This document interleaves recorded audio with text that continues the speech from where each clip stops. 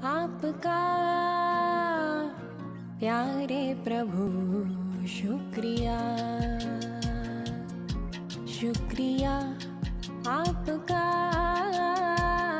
प्यारे प्रभु शुक्रिया। मुझको जीवन दान दिया, अपना बना लिया। शुक्रिया आपका प्यारे प्रभु शुक्रिया।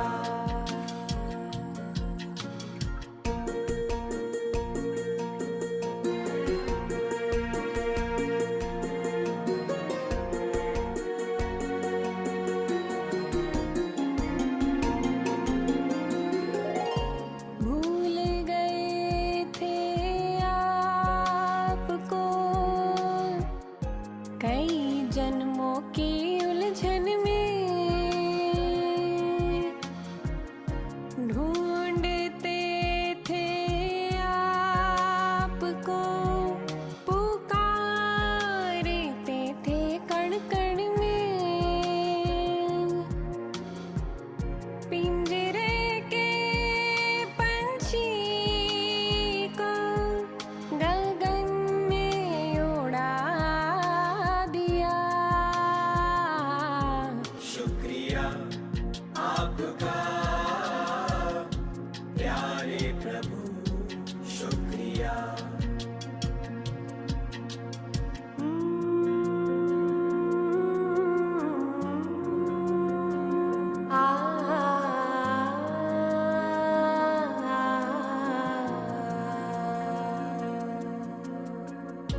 अब तो तुम समाए हो हर सांस में, दिल की धड़कन में।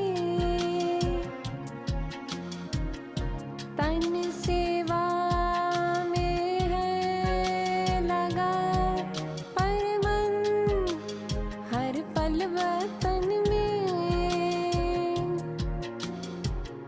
आपकी मुरली ने प्रभु जादू चला दिया।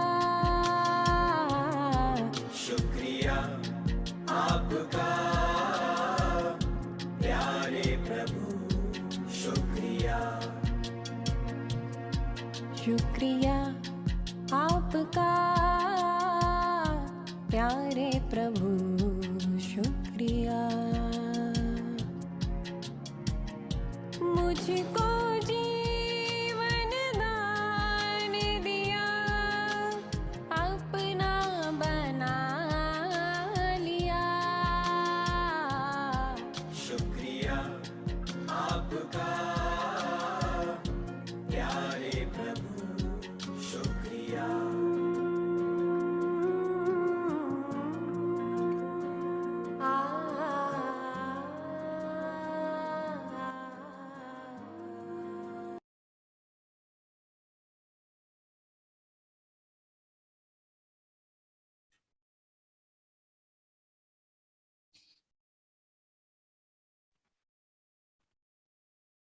Shanti, Sister Gently.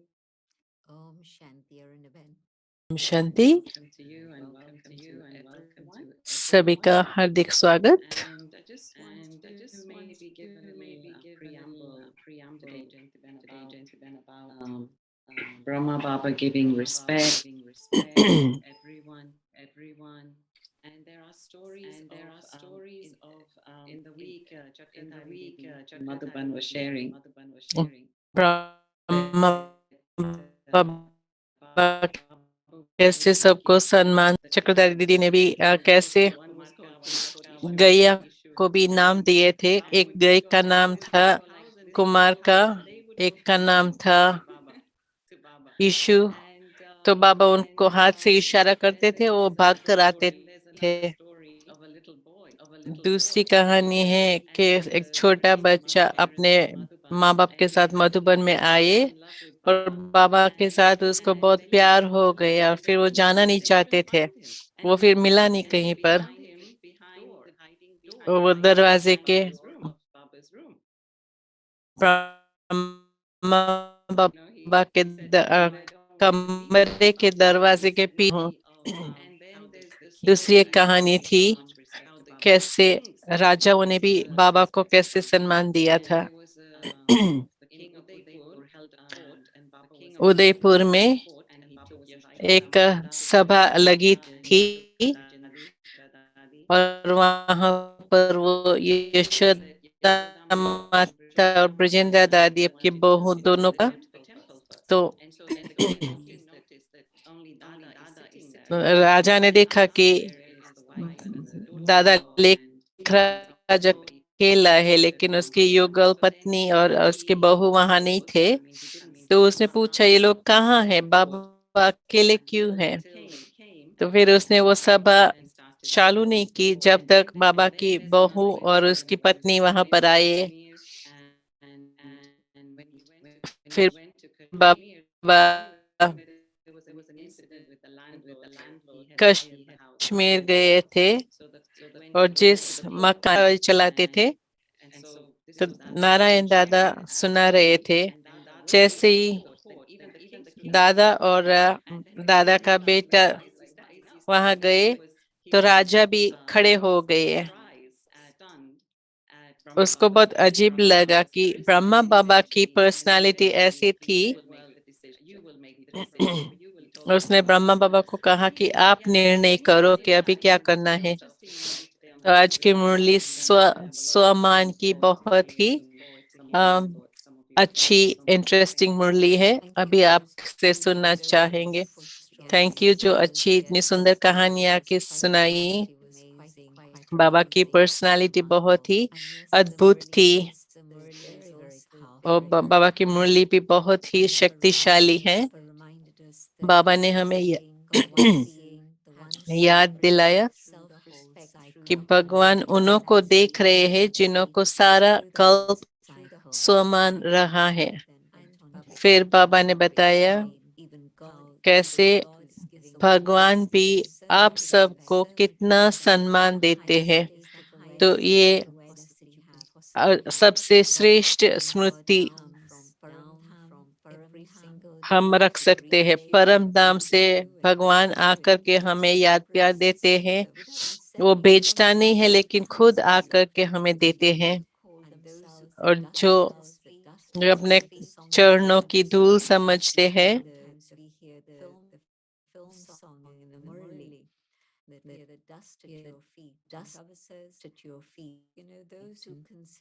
हम तो अपने चरण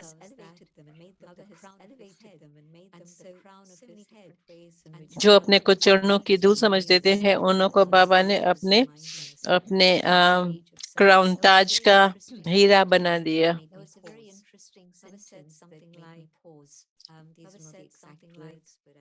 एक लाइन थी मुरली में, बाबा ने कहा आपको तो सारा कल्प आपको स्वमान मिला है तो उसको आपको उसका मान रखना है। वो हमको ऐसे इस देवता के रूप में याद करते हैं। मैं देखती हूँ कि वो देवताओं को पूजा करते हैं, उनकी तो शक्तियों की पूजा करते हैं।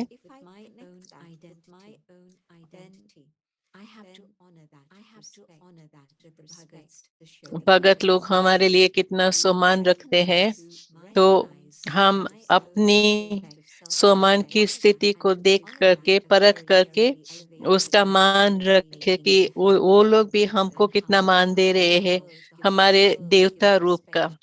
सारे विश्व की आत्माएं ऑफ कोर्स भगवान को इतना मान देते हैं क्योंकि उसने सभी को इतना मान दिया है। चक्कर की शुरुआत संगम युग कहेंगे और संगम युग पर भगवान ने आकर हम सभी को इतना मान दिया, हमको विश्व का मालिक बनाया। हमको इस नजर से बाबा देखते हैं।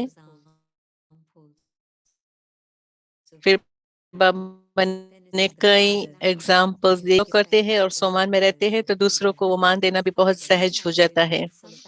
कई बारी हमको कहते हैं साकार को फॉलो करो, लेकिन कई बारी कहते हैं निराकार को फॉलो करो। लेकिन आज की मुरली में बाबा ने कहा था कि अब साकार को फॉलो करो। बच्चों के साथ बातें करते कहते थे, आपको याद है कि आप विश्व के मालिक थे?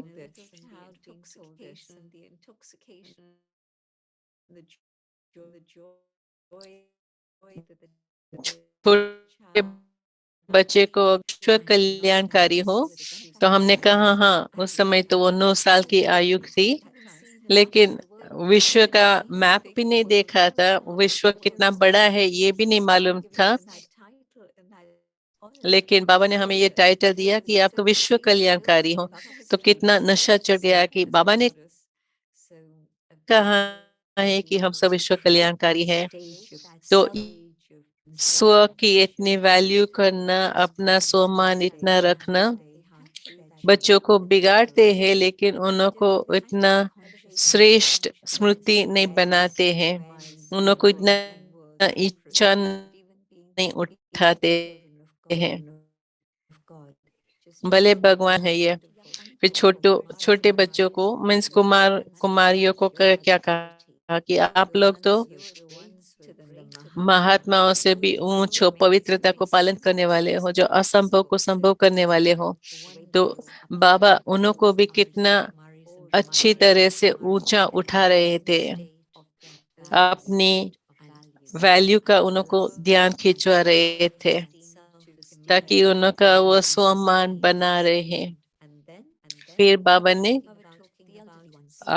बुजुर्ग बुजुर्ग आत्माओं की बात की कि ये तो हमारे समान है, लेकिन अनुभवी मूर्त है, मेरे जैसे है, तो वो भी कितना कितना ज्यादा कर सकते हैं। और फेस बांधे लिया, वो तो याद में नंबर 1 है। आज भी बाबा ने साकार मुरली में बांदेली माताओं को याद किया, लेकिन अव्यक्त मुरली में भी कल बाबा ने याद किया था। तो कैसे बाबा छोटे बड़े बूढ़े सभी के लिए कितना मान रखते थे, बाबा को हर एक के लिए कितना प्यार था। तो बाबा अपनी नजर से इतना ऊंच देखते थे उनको, ताकि उन्हों की भी इतनी श्रेष्ठ स्मृति बनी रहे।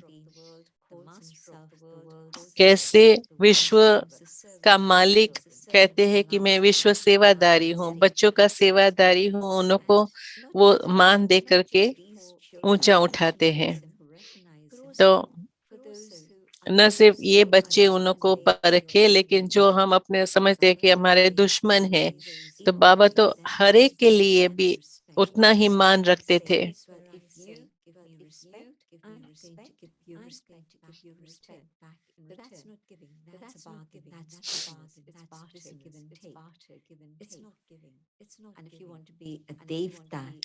अगर देवता बनना है जो देने वाले होते हैं, तो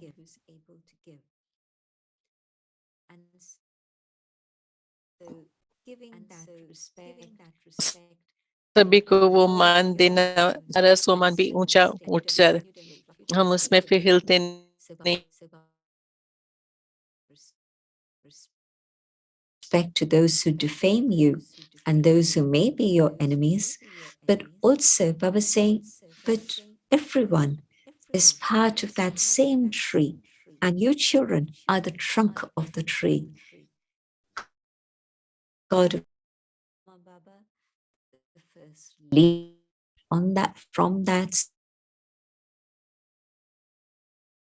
And so all of you can say, yes, this is my creation, and the whole of the creation belongs to me. And so my love, my concern, my pure thought of giving all of them benefit emerges from this thought. They are my family. And then Baba said, when you're in front of Baba, you feel this intoxication and you make this promise, but have you actually used that promise to take benefit from it, or have you forgotten it? And so see what is the balance, how many promises you have made through the years, and how many have you been able to fulfill, how many have you benefited from? And you'll see that there's quite a difference. And so let me be able to put that balance straight.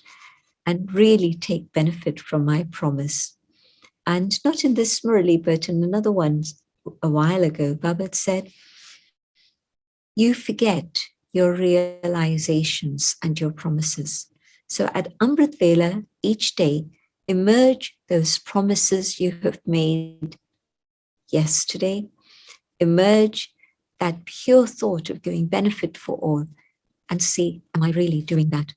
And so the Hindi words very often rhyme, and here also Vaida and Faida, my promise and the benefit that I've had, the profit that I've taken. And so in a very lovely way, Baba reminding us to check our promises and see how far we've got. And the one main thing, Baba's giving us such fortune, immense fortune, and all he's asking for is one thing in return. But as usual, in one word, Baba encompasses many, many different things. And that is sacrifice your body consciousness, sacrifice your ego, the consciousness of this identity. And yes, that one sacrifice is going to bring you the benefit of being worship worthy, of also being the emperors, the masters of the new world, so that through the whole cycle, you'll be able to experience respect, the sacrifice, the renunciation of one birth, and the rest of the kalpa, you will be recognized and worshipped. And Baba telling us the story of Brahma Baba, of course, always the first one. And so the first one who becomes the emperor of Satyug, then the first one who becomes the king who starts the worship of Narayan, the worship of Shiva first and later Narayan. And so number one in all ways, but definitely the one who's worship worthy in this sense. And so just to explore this idea of renunciation of body consciousness. And I see how, if you renounce something that is not of any value for you, and you get so much more in return, then what have I renounced? I haven't actually renounced anything. I've opened myself to receiving a huge, huge amount. I renounce body consciousness, and what I receive in return is love, is truth, is joy, is peace, is purity, renunciation. But it's no renunciation, because what I'm renouncing when I renounce body consciousness is my anger, my greed, my jealousy, my competition, my discontent. I'm renouncing all of that. And I'm receiving so very, very, very much in return. And so Baba's saying, this is the fortune you receive now. And just reflecting on that, the biggest fortune is to be able to know myself, to spend time going deeper and deeper inside. And yes, checking with the Murli, what has Baba told me about this? What more is it that I need to give attention to? What do I need to do? But I'm practicing it. I'm experimenting with it. And so at highest stage in which I'm totally aware of who I am as a child of God and what it is God wants me to do, and I take on that responsibility. And so there's only gain, there's no pain. Even though there's been renunciation, I've received something much, much better. And so I haven't renounced anything really. What I've renounced is then when I let go of body consciousness is all the negativity that was destroying my happiness. It was destroying me inside and I didn't even realize it. And so Baba was saying, that's the only sacrifice you have to make. But of course, renouncing body consciousness means I'm renouncing all the other 5 vices. And so to stay in that deepest consciousness of who I truly am and that role of being a child of God. No other consciousness of any other role, just I am a child of God. And this is the highest consciousness that one can ever, ever, ever have. And yes, that stage Baba was talking about later on with a group from Bihar. And Bihar is a state that's still quite impoverished. It's not got industry or anything. And it's a state that's been sort of left behind. Very, very simple lifestyle there. But these are the people who Baba is giving a huge amount of respect to. And so Baba's speaking like a full Murali to them. And then that's to one group. And then the second group is also some from Bihar and then others from Bengal. But again, it was a very practical demonstration of the regard that Baba gives everyone. And so on the Lokik side, people would say, you know, that state is a little bit still tribal, but Baba sees souls and the beautiful stars. And so Baba gives all his love, all his time, all his attention to uplifting them. But the essence of, it was a long passage, but the essence of that stayed with me, dharma and rajya. And so the power of righteousness, of religion, and the power of governance. And where today the world has become lame, because either you have the sages and saints and priests and pundits, or you have the people who are ruling the country or ruling the city, whichever it may be. But there's this imbalance. And as a result of that, then there's conflict. But the first imbalance starts in here, where I forget who I am. And so I move away from that swadharma, from that eternal state of awareness of the self. I move into body consciousness. And so I lose my dharma, peace. Peace is my religion. Peace is my way of life. Peace is the dharana that I have, the quality that I've imbibed, but it's so deep that it's actually natural. And so when that dharma is intact, I'm the self-sovereign.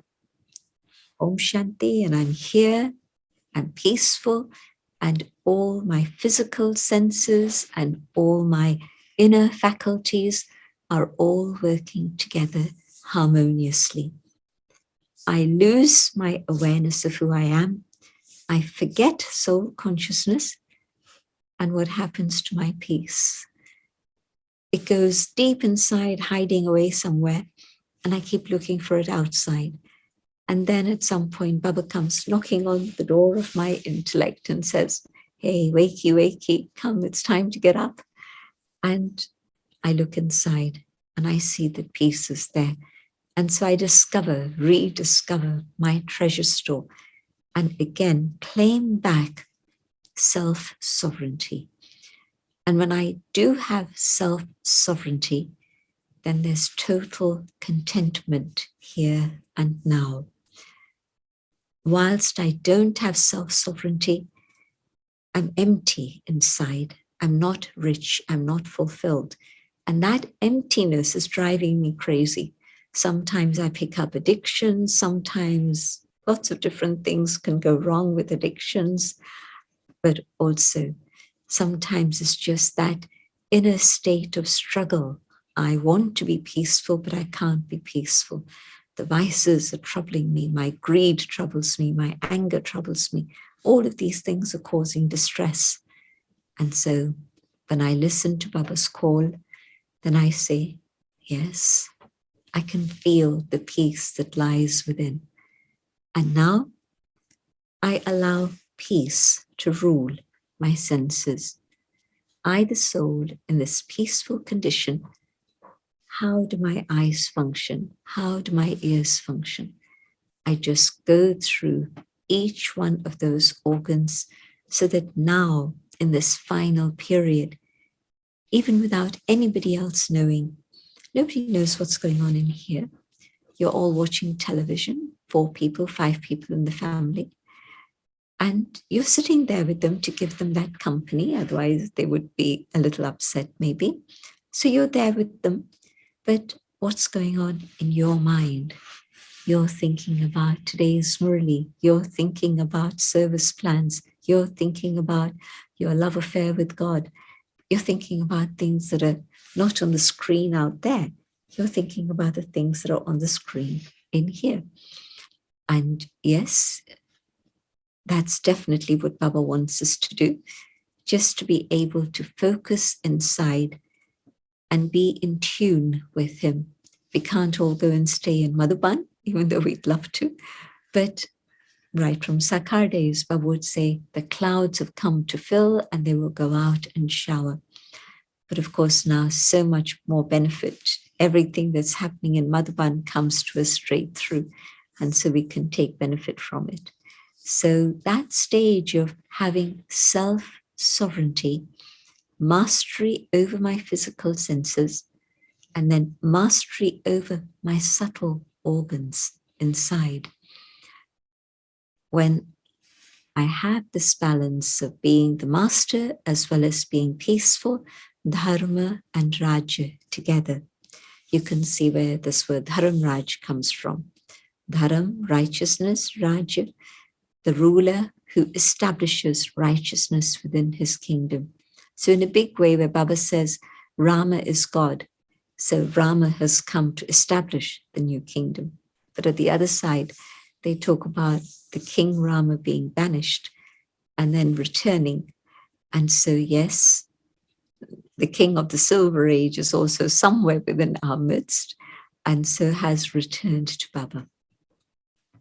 So these are some of the things that stand out in my mind from the Murli, but very definitely one other thing that Baba was talking about, the whole idea of trusteeship, and of course, self-esteem, valuing the self, self-realization. So here also, again, that thread coming through, that in that state of self-esteem and value for the self, then you have a state of feeling very, very content. It's very easy to say, Baba, you've given me everything. I want nothing more. Everything I have is yours. And Baba says, child, everything I have is for you. And you say, but Baba, you've already given me so much. And Baba will say, okay, then you donate. Go and share with everyone. And so it keeps coming and you keep allowing it to flow through and it reaches many, many others. So beautiful idea of just being the Devta, the giver, just continually giving, but nothing is mine, but everything is yours. And God says, but whatever I have is for you also. So just giving up that consciousness of me and mine and transferring it and saying you and yours. So you are the one who's absolutely in the center of my heart, and everything that you have, you've already given me so much. And Baba's saying, well, there's plenty more. And so yes, share it with everyone, it won't run out, but also I'll continue to give you right till the moment it's time to go home. So keep taking, keep opening your apron wider and wider so that all the things that the ocean wants to give you are being filled. It was fascinating yesterday in the Sakar Murli, Baba saying that, how much do you want? Do you want just a little jar? Fine, you can take it. Do you want a few drops? Oh, fine. Or do you want to swallow the ocean and make the ocean become dry? Baba's offering that also. So unlimited treasures and unlimited methods of maintaining that stage of soul consciousness and letting go of the consciousness of this. So those are the thoughts from yesterday's Murli. Thank you so much, Gentiben. Thank you gentleman, बहुत अच्छा लगा. Maybe we just clarify that. Is there a difference between regard and respect? regard or respect? Swaman and Saman. Yes. So the way I've understood the difference between Swaman and Saman is one is self-respect. स्वमान और सम्मान एक स्व के लिए जो मान है और सम्मान ये दूसरों को देना। बाकी रिस्पेक्ट और रिगार्ड मैं भी उसके बारे में सोच रही थी, लेकिन ज्यादा टाइम नहीं लिया डिक्शनरी में देखने के लिए, लेकिन इसके फीलिंग जो आती है मैं रिस्पेक्ट देती हूँ। जैसे मैं आपको देखती हूँ, आपसे बात करती हूँ, उसमें हमारा रिस्पेक्ट रहता है। मेरे अंदर कितना रिस्पेक्ट है मैं कितना देती हूँ। और ब्रह्मा बाबा की कहानी भी लौकिक लाइफ में भी वो कितना सम्मान दे करके कितना प्राप्त कर पाते थे, क्योंकि संगम युग पर उसने कितना प्राप्त किया था, क्योंकि उसने देवभान का पूरा ही त्याग कर दिया था। And how do I show it? How do I show it when I give my respect to and so that's what it's saying to me. And the interpretation. And I was reflecting on that. This is what I felt. Yes, and when I give regard, it says more about me than it does about the other person. जब मैं किसी को भी मान देती हूँ तो ये तो मेरी तरफ इशारा करते हैं कि मैं इतना अच्छी तरह से दे सकती हूँ, सामने वाले व्यक्ति का इतना वो नहीं देखने में आता है।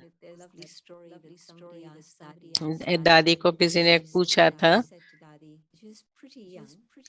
एक जवान माता ने पूछा, तो उसने कहा कि मैं इस व्यक्ति के लिए मुझे कोई रिस्पेक्ट महसूस नहीं होता है, उसमें मुझे कोई इतना वैल्यूबल नहीं दिखाई देते हैं।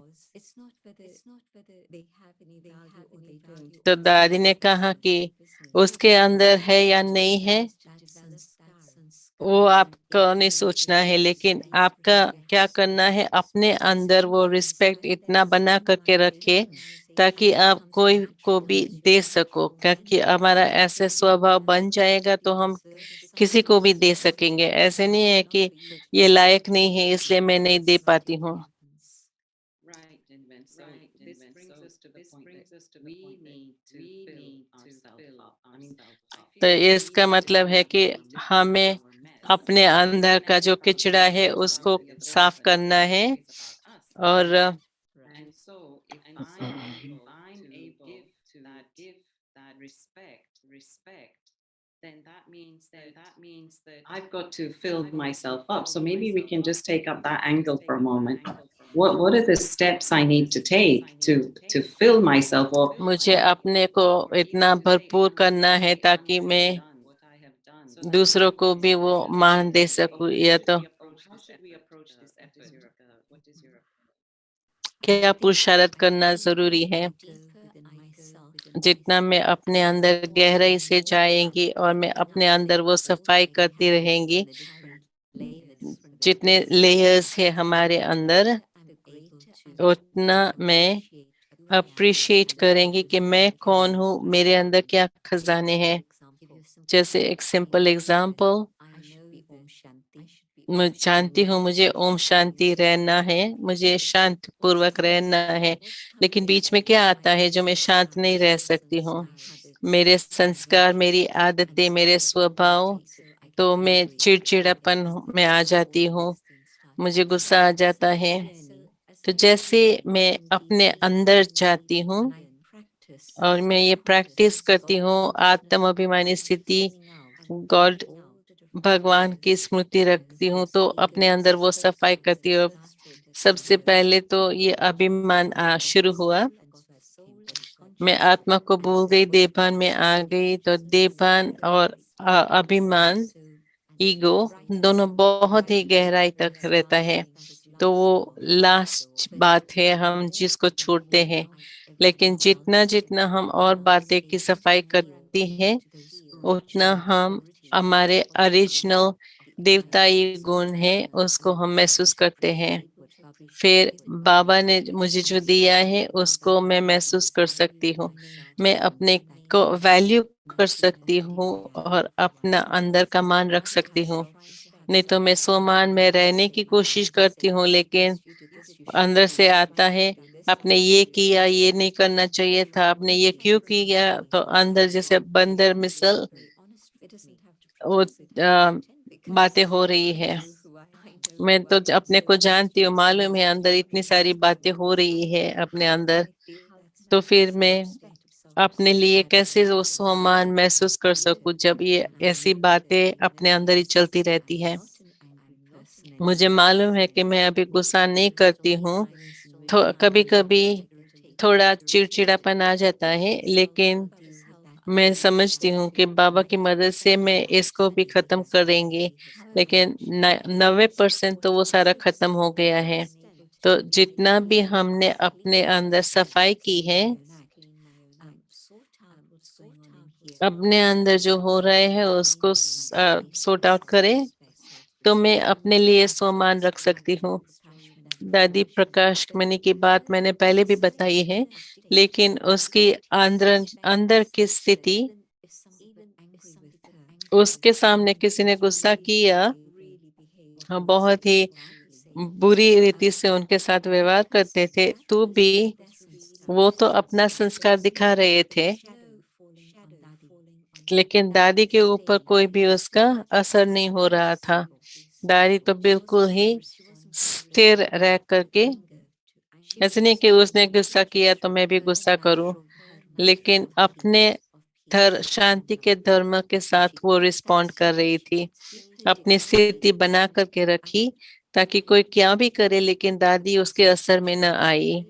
उन्होंने अपना बोलना सारा बंद किया, फिर दूसरी बात शुरू कर दी।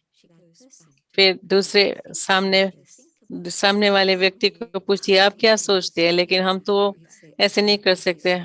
अच्छा है उसने बंद कर दिया, अभी उसको हम इग्नोर करते हैं, किसी और से बात करना शुरू कर देते हैं, उसको बिल्कुल भूल जाते हैं। लेकिन दादी ने जानबूझ करके उसी व्यक्ति को कहा जिसने इतना गुस्सा किया था। तब तो ऑफ कोर्स वो आग जो लगी थी वो तो थोड़ा ठंडा हो गया था। फिर वो व्यक्ति थोड़ा थोड़ा लज्जा करने लगे, लेकिन फिर वो भी नरम हो गई है। अगर कोई हमको कोई गुस्सा करते हैं, हमें अपनी स्थिति के ऊपर ध्यान रखना है कि कोई अपना गुस्से से हम हमारी स्थिति को न डगमगाए। हमें अपनी शांति, अपने प्यार, अपनी खुशी, अपनी पवित्रता को कोई टच ना कर सके।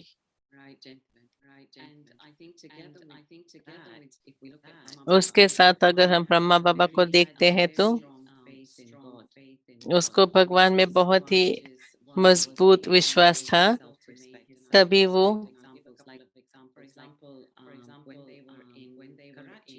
जब वो कराची में थे बहुत सारा ऑपोजिशन था, लेकिन फिर भी अपने स्वमान में रहकर कहा कि तो भगवान का कार्य है।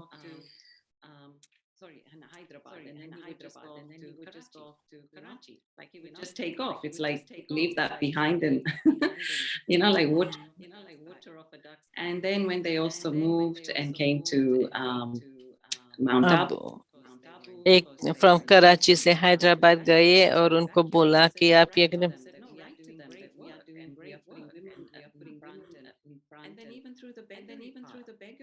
फिर बेगरी पार्ट में भी जो बताया था कि उसका भगवान के साथ जो कनेक्शन था और ये समझते थे कि ये भगवान का कार्य है, तो कैसे भगवान को हमारा स्तंभ बना करके रखे। आज मुझे किसी ने बहुत अच्छी कहानी भेजी कि एक दो दो बड़े बिल्डिंग्स है और एक टाइट रोप है, और अपने बच्चे को उठा करके वो वो टाइट रस्सी पर चल रहा है, तो वो चल तो पाता है, फिर नीचे उतरता है, सब उसको बहुत ही थैंक्स देते हैं, उसके बहुत महिमा करते हैं। तो आपने इतने सारा इतना इतना सा कार्य किया आपने, आप फिर से करो। तो कहते मैं कर सकता हूँ, लेकिन आपने मुझे मेरे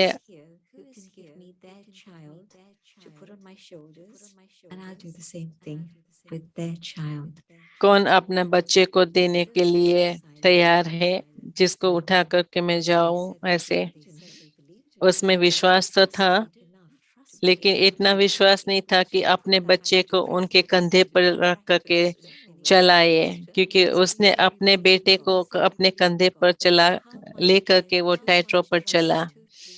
तो मैं कहाँ तक भगवान में पूरा विश्वास रख करके तैयार हूँ कि मैं सचमुच में अपना देहभान का त्याग करने के लिए तैयार हूँ, क्योंकि मैं जानती हूँ जो आप मुझे दे रहे हो ये तो बहुत ही सुंदर, बहुत ही ज्यादा है।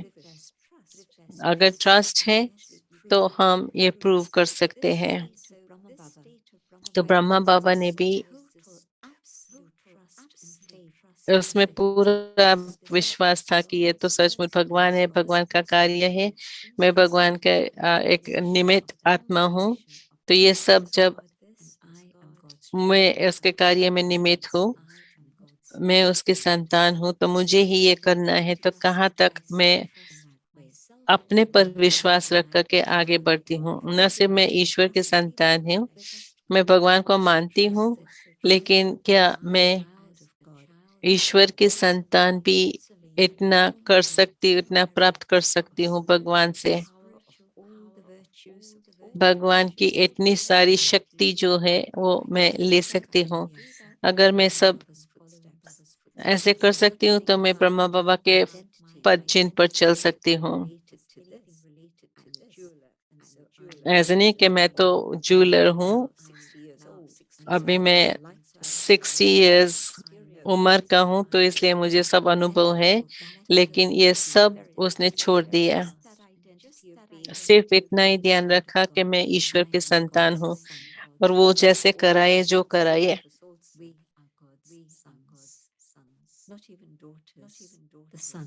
हम सब ईश्वर के बच्चे हैं। कोई इनकी बेटी नहीं, लेकिन उनका बेटा।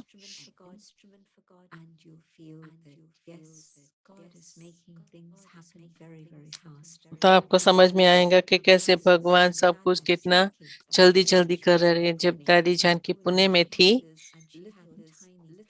उसको बहुत ही छोटी जगह थी, बहुत बड़ा मकान में उसको छोटा सा ही कमरा था, और भी कमरे ऐसे थे। उसमें उसने बालकनी में इतना बड़ा बोर्ड लगाया, प्रजापिता ब्रह्मा कुमारी। कोई लेखक कोई आया, उसने पूछा ये यूनिवर्सिटी कहाँ है, तो दादी ने कहा कि ये इसी जगह पर है। वो एक छोटे से कमरे में आया, तक ये आपकी यूनिवर्सिटी है। तो दादी को तो नशा था कि ये तो भगवान की यूनिवर्सिटी है, यहाँ भगवान हमको पढ़ाते हैं, और इस यहाँ पर ये ज्ञान हम दे रहे हैं। तो ये प्रैक्टिकल दादी ने कैसे बताया कि भगवान में विश्वास है, कहाँ तक मुझे इतना विश्वास है। जितना हम प्रैक्टिस करेंगे उतना मुझे दिखाई पड़ेगा। Very nice. I can just see Daddy saying that. Uh, and now, Jit, when if I give the example of Mama, Mama gave a lot of respect to Baba. मम्मा ने भी बाबा को बहुत ही रिस्पेक्ट दिया। क्लास में हमेशा पहले आती थी। एक दिन बाबा पहले आ गए थे, मम्मा देरी से आई, तो इसलिए नहीं, वो फिर बाहर ही बैठी रही थी। मैं लेट आई हूँ, इसलिए पीछे बैठना है। तो कैसे बच्चों के लिए भी एक एग्जाम्पल बन रहे थे। आजकल की दुनिया में ऐसे सोमान का एग्जाम्पल क्या है? चक्रधारी बहन ने मुरली में सुनाया था, आजकल तो टीचर्स भी लेट आते हैं और फ्रंट में सीट चाहिए। अगर सीट आगे चाहिए तो हमें जल्दी आना चाहिए, नहीं तो किसी को उठना पड़ेगा। तो इसमें बहुत ही मान सम्मान की बातें होती है। तो सच्चा सम्मान की क्या एग्जाम्पल है? Am I ready? Am I ready to praise another? Or is किसी it और that की I'm महिमा just करने के ready लिए to hear my own मैं तैयार हूँ या नहीं, या सिर्फ अपना ही अपनी ही महिमा सुनने के लिए तैयार हूँ? rather than thinking that well I'm a senior or I'm ये तो सोचे मैं तो बड़ी हूँ, मैं ज्यादा जानती हूँ, तो ये भी एक तरह का रिस्पेक्ट देना है। बाबा जिस भी ग्रुप से बात करते हैं तो उनको इतना ऊंचा उठाते हैं। जैसे बाबा ने कहा बिहार वाले बाहरी हैं,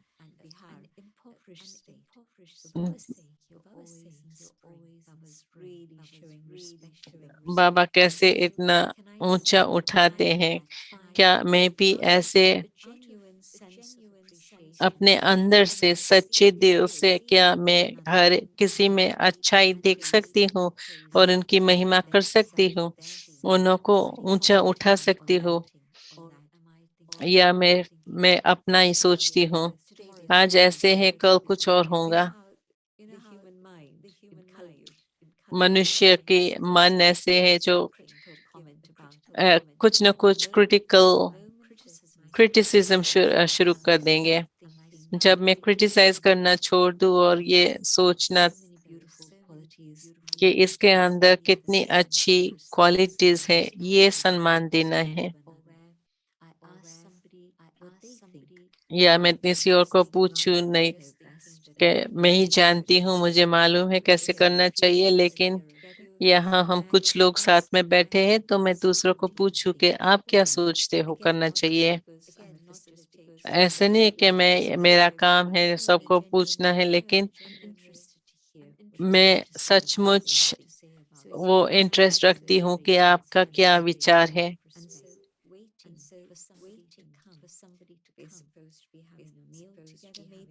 हम लोग साथ में खाते हैं, एक जन देरी से आते हैं तो हम सोचते हैं कि वो बाद में आएंगे हमको, तो ये तो बहुत बड़ा डिसरिस्पेक्ट है। लेकिन हम कहें कि हम 1-2 मिनट रुक सकते हैं, लेकिन हम रुकते रहे उनका मान, और फिर हमारे साथ और भी हैं तो वो भी छोटी छोटी बातें हैं, लेकिन इसमें मालूम पड़ता है कि हम कहाँ तक ऐसा मान देने के लिए तैयार है, दूसरों के लिए कहाँ तक कर सकते हैं। जैसे आपने शुरू में कहानी बताई, हम सो किंग तो नहीं है, सभा में नहीं है, लेकिन हम मीटिंग में बैठे हैं और हम कहे कि कोई वजह नहीं है, ये एक व्यक्ति नहीं आया है तो हम चालू कर देवे, या हम कहे कि कुछ मिनट हम रुकते हैं कि ये जरूरी है कि वो आ जाए, उसके बाद हम देखेंगे। तो मेरा रोज का दूसरों को, ऐसे नहीं कि जो बड़ा है उनको हो रिस्पेक्ट देवा, कोई मेरा सम्मान है, कोई मेरे से यंग है, जवान है, उनको भी उतना ही मान दे करके।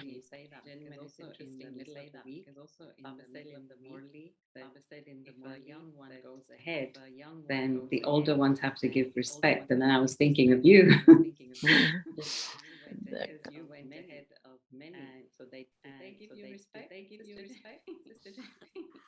The daddies always gave me a huge amount of love, and they were very happy when they saw कीर्ति बहन, बाबा ने कहा था छोटे आगे जाते हैं तो बड़ों को भी उनको रिस्पेक्ट देना चाहिए।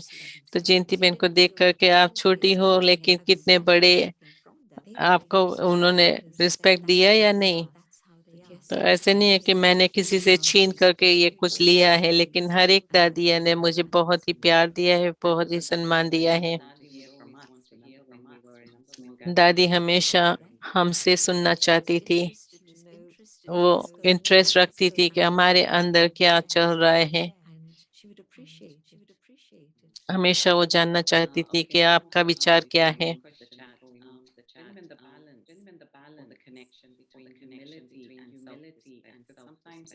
नम्रता और स्वमान, कई बार लगता है कि ये झूठा नम्रता है। कई कहते हैं कि स्वमान स्वमान में रहना माना नम्रचित होकर के रहना। If you think about what's going on in the world today, अगर दुनिया में देखे क्या हो रहा है, पावर स्ट्रगल है, हर एक को कुछ न कुछ कंट्रोल अपने अब हाथ में रहना रखना है। लेकिन जब हम सोमान में है तो मैं किसी को भी कंट्रोल नहीं कर रही हूँ, मैं अपने लिए भी वो पावर नहीं ढूंढ रही हूँ। जैसे मुझे चाहिए ऐसे ही होना चाहिए, ऐसे नहीं चल रही हूँ। लेकिन बाबा ने मुझे जो कहा है उसी रीति करूँ, श्रीमत पर चलकर। तो उसमें कंट्रोल की कोई बात नहीं है या तो रिएक्शन की कोई बात नहीं है। जब ये हमारे हाथ से कंट्रोल चला जाता है, कंट्रोल की बातें तब आती है जब ये अभिमान है या तो फिर लोभ है या तो मोह है। लेकिन जब हमने अंदर से वो सफाई की है तो सचमुच मुझे अंदर से महसूस होता है कि मुझ आत्मा की सुंदरता क्या है। उसमें लोभ मोह की बातें नहीं होती है, तो उसमें नेचुरली स्वमान रहता है। तो मुझे ये कुछ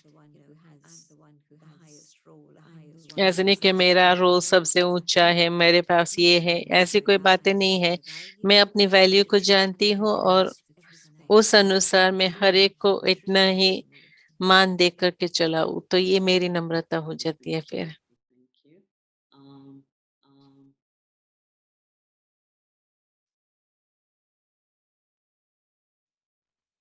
Okay, would it be helpful to know the vidhi to achieve mastery over the senses? Actually, two people have asked this, gentleman, about how you also have mastery over the senses. कर्मेंद्रियों पर कैसे विजय प्राप्त करें। आत्म अभिमानी स्थिति की बना करके मेरी आंखें कहाँ जा रही है, क्या देख रही है, मेरी आंखें मेरे मन को चलायमान कर रही है या नहीं। तो जब हम अंदर से आत्मिक स्थिति बना करके रखते हैं, तो जब मैं आंखों से देखती हूँ तो वो आत्मिक दृष्टि शेयर करती हूँ दूसरों के साथ। उन्हों को भी मैं आत्मा रूप में देखती हूँ। ये नहीं देखती हूँ कि कौन से कपड़े पहने हैं, उन्हों का बाल कैसे बनाए हैं, क्या पहना है क्या नहीं पहना है, ये बातें हम नहीं सोच रहे, लेकिन आत्मा आत्मा को देखती है। तो ये हमारी मास्टरी आत्म अभिमानी स्थिति से आती है, ताकि जो काम की चीज है उसको ही देखते हैं, जो फायदे वाली चीज है उसको ही देखते हैं। मेरा नाम सुनते ही, भले हम दूसरे कोने में भी हों, लेकिन फिर भी अपना नाम सुन करके हम पूछते हैं, आप हमारे बारे में क्या कहते थे। कभी अच्छी बात होती है, कभी नहीं भी होती है, लेकिन हमें तुरंत ही उसका जानने की इच्छा होती है। लेकिन अगर मेरे जानना जरूरी है तो मेरे पास वो बात आएंगे। कई बार ये सोचते हैं कि उन्होंने ऐसे कहा है तो मैं उसमें न रह जाऊं, पीछे न रह जाऊं। आजकल बहुत सारी बातें ऐसी हैं, तो उसमें सोचते हैं कि उसमें चाहते हैं कि मुझे ये जानना है, जरूर ये जानना जरूरी है। लेकिन बाबा ने मुझे सब कुछ बताया है जो मेरे जानने के लिए जरूरी है। अगर कोई इंफॉर्मेशन मेरे पास आना है तो वो आ जाएंगे, मुझे उसको ढूंढने की जरूरत नहीं है। मुझे अपना समय बर्बाद नहीं करना है वो जानने के लिए। बाबा चार्ज में है, बाबा को मालूम है मेरे लिए क्या जरूरी है। तो मेरी आंखें मेरे कान सब ऐसे ही चलते हैं। जबान जबान से एक तो शब्द हम बोल देते हैं, जब तीर वहां से निकल कमान से निकल गया, फिर हम कुछ नहीं कर सकते हैं, वो वापस तो नहीं आ सकते हैं। किसी के दिल को हम जैसे तोड़ देते हैं, बहुत ही बड़ी समस्या हो जाती है। एक बार तो तीर चला गया, फिर वापस हम नहीं ले सकते हैं। तो हमारी ये मास्टरी हो कि हम कुछ भी बोले उससे पहले हम सोचे।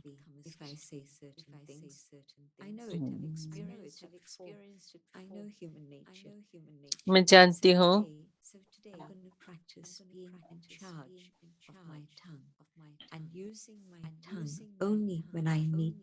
अपनी जबान तभी ही यूज करे जब मेरा जानना जरूरी है। और आजकल टेस्ट की बात है, क्रिसमस आ रहे हैं, अभी बहुत सारी बातें चीजें बनेंगी। कहाँ तक हम वो डिसिप्लिन रखते हैं कि हम इच्छा न रखे, या जो कुछ भी देखती हूँ उससे मैं चलायमान हो जाती हूँ खाने के लिए। दिवाली है, ईद है, कुछ भी है, कोई और धर्म का भी आज शुरू हो रहा है, तो हर एक त्योहार पर अच्छी अच्छी चीजें बनती है। तो क्या मेरी डिसिप्लिन है कि मैं उसमें लोभी हो जाती हूँ, सब कुछ खाने की इच्छा रहती है। अगर आप देखते हो कि मेरी आदत है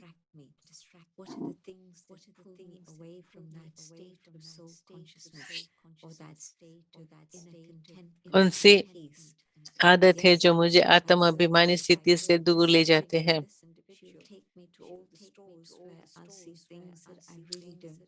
मैं इस व्यक्ति के साथ शॉपिंग जाएंगे तो मैं सब जगह पर कुछ न कुछ लेने में पैसा डाल देंगे।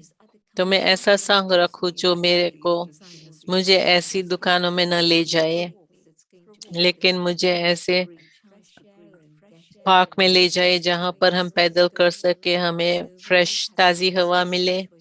तो हम संग किसका रखते हैं, इसका हम चॉइस अपने को देवे, ताकि मैं अपने कर्मेंद्रियों पर ऐसे मास्टरी कर सकूं।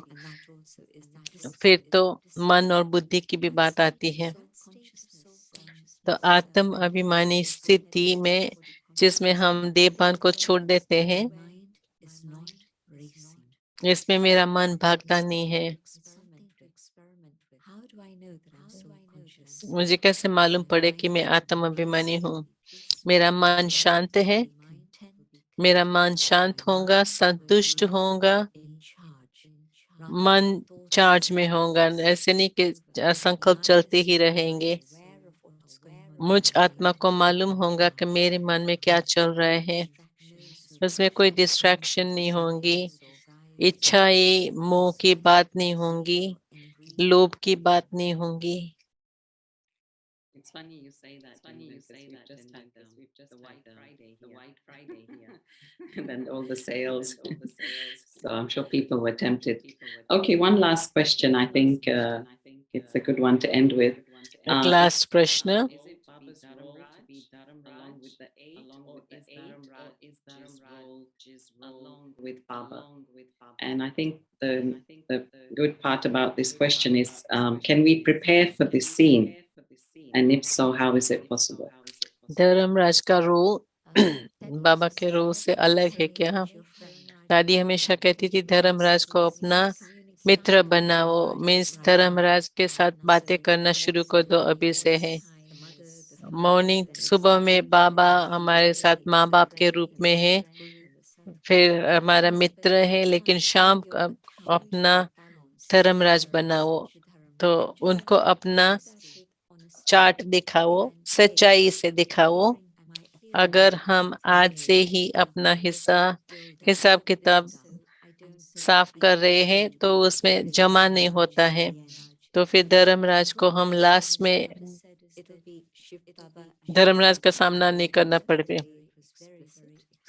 शिव बाबा और ब्रह्मा बाबा दोनों होगा। फिर बाबा ने ट्राइब्यूनल की भी बात की कि उसमें 8 रत्न भी, अष्टरत्न भी होंगे।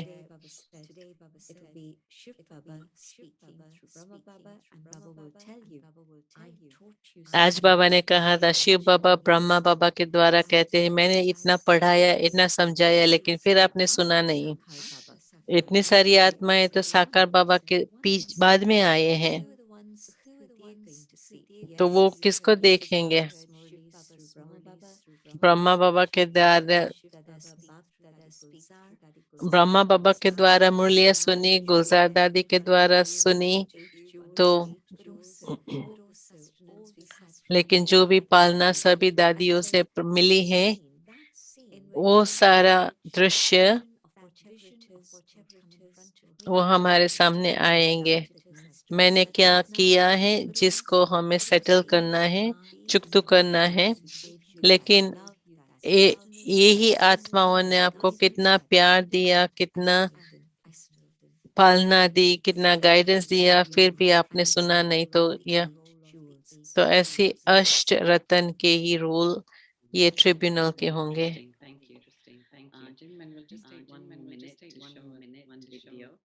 अभी 1 मिनट एक video.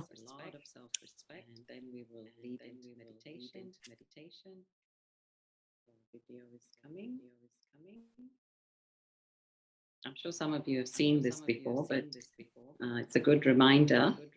For those, it's not my job. ये वीडियो दिखा रहे हैं कि कैसे कई बार हम सोचते हैं ये मेरा काम थोड़ा है, मेरी ड्यूटी नहीं है।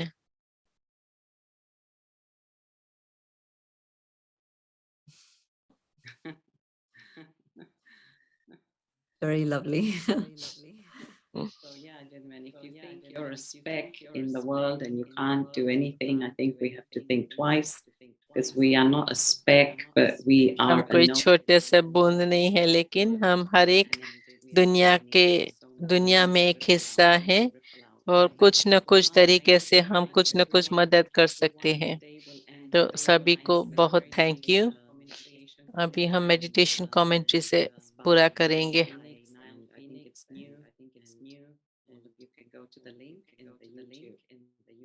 Thank you, everyone. Thank you, Sister Jayanti. Thank you. Om Shanti.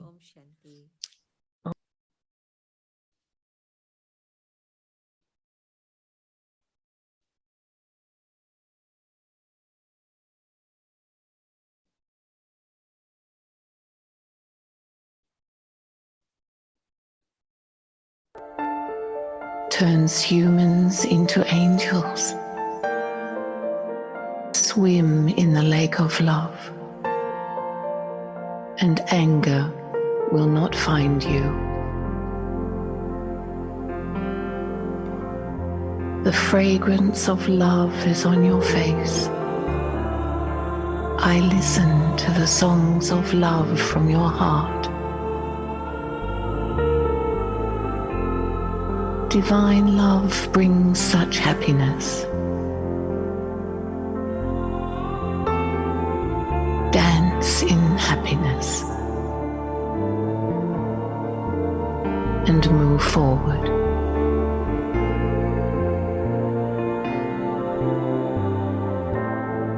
Love is a power that makes you forget,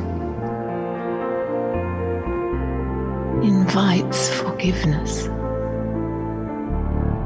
Your relationship with the past becomes tender.